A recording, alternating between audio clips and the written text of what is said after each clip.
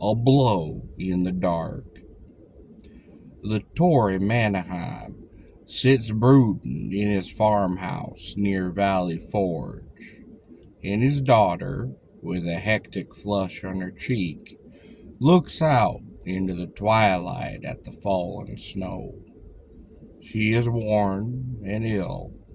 She has brought on a fever by exposure incurred that very day in a secret journey to the American camp, made to warn her lover of another attempt upon the life of Washington, who must pass her father's house on his return from a distant settlement. The Tory knows nothing of this, but he starts whenever the men in the next room rattle the dice or break into a ribald song, and a frown of apprehension crosses his face as the foragers crunch by, half barefoot through the snow. The hours go on, and the noise in the next room does increase, but it hushes suddenly when a knock at the door is heard. The Tory opens it and trembles as a tall, grave man with the figure of an athlete steps into the firelight and calmly removes his gloves. "I have been riding far," said he. "Can you give me some food and the chance to sleep for but an hour until the storm clears up?" Mannheim says that he can, and shuffling into the next room, he whispers, "Washington." The girl is sent out to get refreshments. It is in vain that she seeks to sign or speak to the man who sits there so calmly before the fire, for his father is never out of sight or hearing. After Washington has finished his modest repast, he asks to be left to himself for but a while, but the girl is told to conduct him to the room on the left of the landing on the next floor. Her father holds the candle at the foot of the stairs until he sees his guest enter.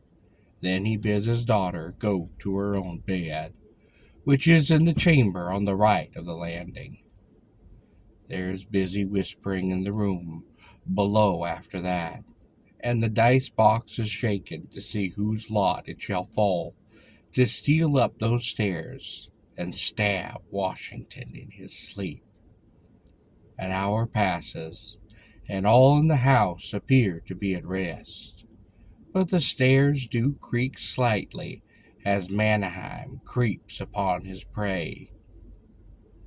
He blows his candle out, and softly he enters the chamber upon the left.